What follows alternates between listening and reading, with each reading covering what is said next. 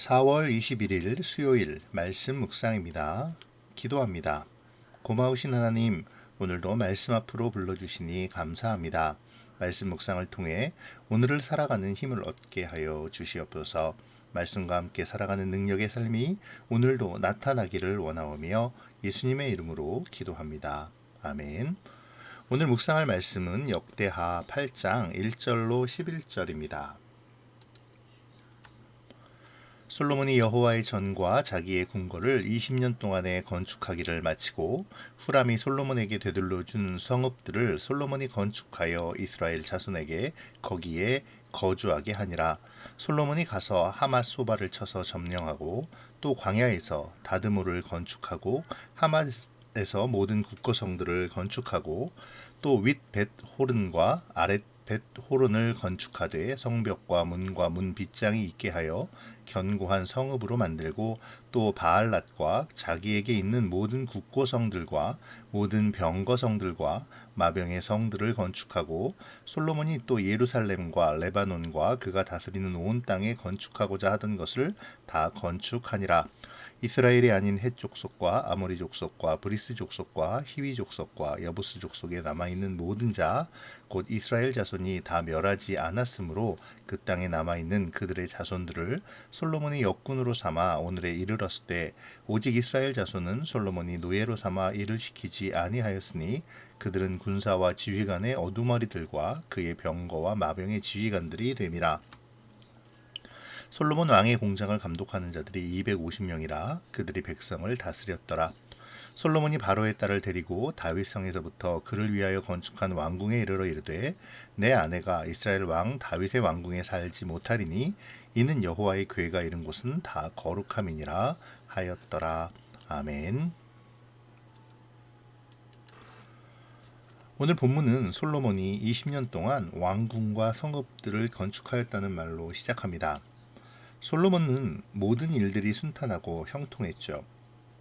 하나님은 솔로몬이 마음에 생각한 대로 그 모든 것들을 이루도록 허락하셨습니다.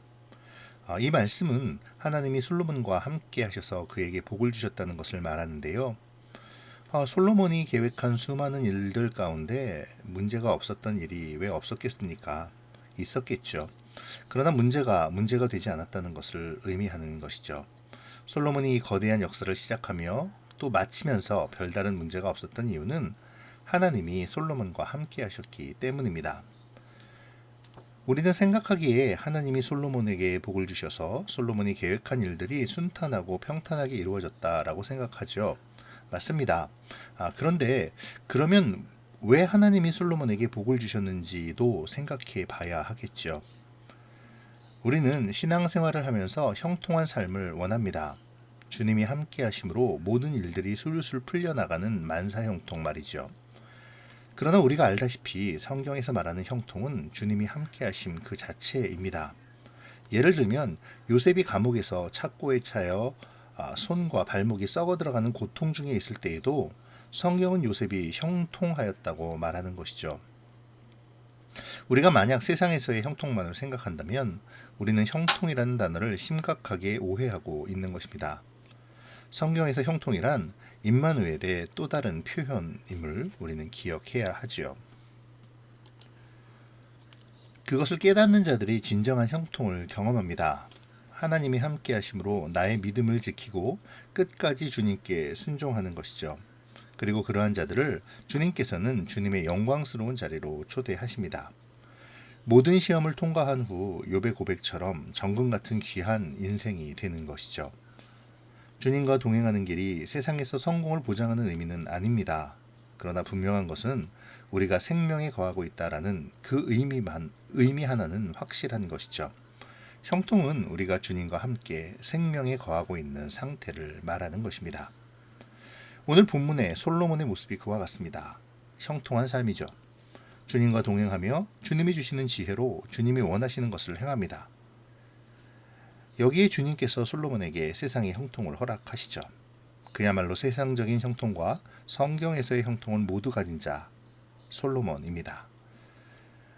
지금의 솔로몬과 이스라엘 백성들은 말 그대로 정상에 올라 있습니다. 그리고 하나님의 백성들이 이 세상을 살아가며 하나님에 대한 믿음을 지키면 하나님께서 어떻게 그의 백성들을 통해 영광을 드러내시는가를 잘 보여주는 대목이기도 하죠. 하나님의 자녀들이 영적으로 바로 세워지고 그들의 삶에서 믿음으로 살아갈 때에 하나님은 함께 하십니다. 그 함께 하심으로 성도들이 정상에 서 있는 모습이 오늘 세상 가운데서 그들이 세상 사람들을 다스리며 살아가는 모습으로 보여지고 있는 것이죠. 이스라엘 백성들이 하나님을 떠나서 살아갈 때에 수많은 이방 민족들의 노예로 살아갈 수밖에 없음을 역사를 통해 보여줬었죠. 그 역사가 바로 사사기였습니다. 사사기에서 이스라엘은 믿음을 따라서 변화하는 흥망성쇠의 모습을 적나라하게 드러냅니다. 같은 맥락에서 솔로몬의 시대는 말씀대로 하나님을 믿고 그 말씀대로 바르게 살아감으로 하나님의 보호하심과 강성하게 하시는 은혜를 경험하고 있는 것이죠. 마치 어저께 하나님께서 축복하신 그 내용처럼 말입니다. 그런데요, 우리가 이러한 솔로몬과 이스라엘의 형통함을 보며 잘못된 믿음을 가져서는 안 되는 것이죠. 오늘 본문은 성도들이 하나님을 믿으면 세상에서 잘되고 복을 받는다라는 것을 말하려는 것이 아닙니다. 하나님의 약속이 지켜짐을 통해 하나님의 신실함을 드러내고 있음을 우리는 알아야 하죠. 더 나아가 당시에 하나님의 백성들이 하나님을 믿고 의지하며 세상을 다스리고 선한 영향력을 끼치는 자들로 살아가고 있음을 바라보아야 합니다.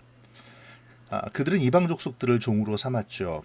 그러나 그들을 결코 억압하거나 압제하지 않고 그들조차도 성전 건축에 참여시키므로 하나님의 은혜 아래로 초청하고 있는 모습을 보이고 있습니다. 그러한 모습을 보면서 이 땅에서 하나님의 백성이 형통함으로 보여주어야 할 삶이 결코 잘 먹고 잘 살고 윤택하게 사는 것이 아니라는 것을 알아야 하는 것이죠. 성도들은 세상을 살아가면서 세상을 다스릴 영적인 권세가 있습니다. 영적인 권세를 가지고 세상을 다스리며 바르게 이끌어가야 할 책임이 있는 것이죠. 오늘날 우리가 회복해야 할 것이 바로 하나님의 자녀된 자들의 권세일 것입니다. 예수님의 권세가 나의 권세가 되어 세상을 바르게 인도해 나갈 힘을 달라고 주님 앞에 기도하면 좋겠습니다. 세상의 가치에 휩쓸려 나의 부와 명예를 위해 복을 빌고 구하는 것이 아니라 세상 속에 하나님의 영광을 보이고 세상 모든 영혼이 하나님의 은혜의 날개 안으로 들어오도록 나의 형통을 구해야 하는 것이죠. 우리가 구하는 형통이 이런 형통이기를 소원합니다. 어제 7장 14절에서 하나님은 하나님의 백성이 스스로 낮아져 하나님의 얼굴을 구하며 기도하라고 말씀하셨죠. 스스로 낮아져 하나님의 얼굴을 구한다는 것은 하나님 앞에 자기의 자리가 무엇인지를 안다는 것입니다. 그렇게 보면 겸손은 내가 있어야 할 자리를 아는 것이라 할 수 있겠습니다. 흔히 하는 말 중에 잘 나갈 때 조심하라라는 말이 있죠. 그 말이 오늘 솔로몬에게 적용될지는 솔로몬도 알지 못했을 것 같습니다. 솔로몬은 지혜로운 사람이었죠. 그리고 하나님을 경외하는 사람이었습니다. 그런 그가 잘못을 저지릅니다. 애굽의 공주를 아내로 맞아들인 것이죠. 솔로몬은 그것을 죄라고 생각하지 못했을 것입니다. 솔로몬의 입장에서는 그것이 하나님의 나라를 더욱 강하게 하고 또 선한 영향력을 끼치기에 더욱 용이하다고 생각했을지도 모르겠습니다. 스스로 생각하기에 정당한 이유가 있었기에 이방인이라는 것은 아주 작고 사소한 것처럼 보였겠죠. 더구나 솔로몬은 여호와의 개가 이른 거룩한 곳에는 자신이 결혼한 이방인 신부를 살지 못하게 하므로 거룩함을 해치지 않기에 괜찮다고 여겼을 것입니다. 마치 사사기에서 말한 자기 소견에 옳은 대로 말이죠. 솔로몬은 정치적인 안정을 위하여 주변국들의 공주들과 정략적인 결혼을 했습니다. 시작은 애굽의 공주였고요. 다시 말하지만 애굽의 공주를 아내로 맞이하면서도 하나님을 경외하던 솔로몬은 그 아내가 여호와의 궤가 지나간 모든 곳에는 머물 수 없다고 말했었습니다. 이때까지만 해도 솔로몬과 이스라엘에 별 문제가 없어 보입니다. 실제로 솔로몬의 이 결혼이 바로 직접적인 문제를 일으킨 것은 아니죠. 하지만 지금 당장 문제가 되지 않는다고 그것이 항상 문제가 되지 않는 것은 아닙니다. 또한 당장 문제가 되지 않는 것처럼 보인다고 해서 그것이 괜찮다는 것을 의미하는 것도 아니죠. 애굽의 공주와의 정략 결혼은 문제의 시작이었습니다. 당시 외교적인 관례는 한 나라의 공주가 다른 나라로 시집을 가면 외교적인 특권에 의해서 자기가 섬기던 신을 섬길 수 있게 해줘야 했습니다. 그래서 애굽의 공주를 위해서 솔로몬은 애굽의 공주가 자기 신을 섬길 수 있도록 신전을 지어주게 되죠. 거룩한 땅 예루살렘에 죄악의 거점이 세워진 것입니다. 그리고 이후로 솔로몬은 정치적으로 정략 결혼을 하면서 주변의 다른 나라의 수많은 공주들을 아내로 맞이하게 되고 그때마다 그들을 위하여 그들이 섬기는 신당을 만들어 주게 되는 것입니다. 그 결과는 어떻습니까? 거룩한 땅 예루살렘은 세계 만국 종교 박람회장이 되어버렸습니다. 우상들로 가득하게 되는 죄악의 문을 열어버린 것이죠. 그리고 그것은 결국 이스라엘을 멸망의 길로 이끌었습니다. 작은 죄 하나가 별일 아닌 것처럼 느껴지자 그것이 둘이 되고 셋이 되고 넷이 되며 점점 더 커져갔습니다. 죄에 대하여 내성이 생겨버린 것이죠. 성도들은 죄에 대하여 깨어 있어야 합니다. 우리 주님은 바로 우리의 죄 때문에 돌아가셨습니다. 죄의 대가는 사망이죠. 하나님 앞에서 성도라는 말처럼 모든 죄에서 떠나 거룩한 삶을 살아야 합니다. 죄로 인하여 사탄이 틈을 탈 기회를 주면 안 된다는 것이죠. 죄라는 것은 전염성이 있고 더 커지고 양심을 마비시키는 능력이 있습니다. 그래서 무서운 것이죠. 하나님 앞에서 모든 죄를 예수님의 보혈로 씻고 정결하게 되어서 그 정결함을 유지하며 거룩한 삶을 살아가야 합니다. 성경은 죄에 대하여 말씀할 때에 죄는 그 모양이라도 버리라고 에베소서에서 말씀하고 있습니다. 내가 죄를 짓고 있음에도 불구하고 아직 별다른 일이 없습니까? 그렇다면 하나님이 나에게 오래 참고 계시며 내가 회개하고 돌이킬 기회를 주고 계심을 깨닫고 돌이켜야 합니다.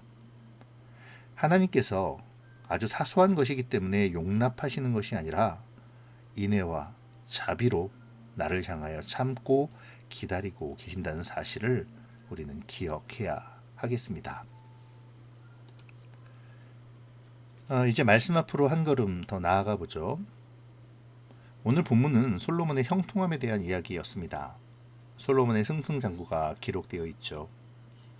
이 부분을 바라보며 우리는 하나님이 함께 하시는 사람의 형통에 대하여 생각할 수 있습니다. 겉으로 보면 솔로몬의 형통의 모습이 곧 하나님의 축복이기에 우리의 신앙의 목표가 그와 같다라고 생각할 수 있습니다. 그러나 솔로몬의 형통에는 무거운 책임감이 깃들어 있죠. 순종과 하나님이 원하시는 뜻이 전제되어 있습니다. 솔로몬의 형통은 솔로몬의 하나님에 대한 사랑과 순종, 그리고 하나님의 뜻에 합한 결단이 선행되어 있습니다.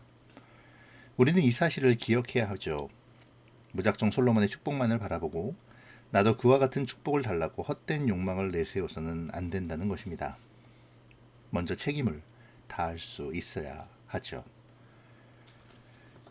나는 형통함에 대하여 어떤 생각을 가지고 있습니까? 진정한 형통은 하나님이 함께 하시는 삶임을 인지하고 있습니까? 나는 하나님에 대한 사랑과 인정, 그리고 그 어떠한 것이라도 마다하지 않고 주님의 뜻을 따르는 순종을 먼저 생각하고 있나요? 혹시 나는 솔로몬의 세상적인 영화만을 바라보고 형통함을 오해하고 있지는 않는지요? 오늘 참된 형통을 위한 나의 삶에 대하여 묵상해 보시면 좋겠습니다. 더 나아가 오늘 본문을 통해 형통한 자들이 어떻게 세상을 다스리고 선한 영향력을 끼치는지를 보아야 하죠. 하나님이 우리를 형통케 하시는 이유는 세상이 우리를 보고 하나님을 알며 하나님께 영광을 돌리게 하기 위함임을 기억해야 합니다. 나는 나의 형통한 삶으로 하나님의 영광을 나타내고 있습니까? 윤택하고 잘 사는 모습으로만 하나님의 영광을 드러내는 것은 아니죠.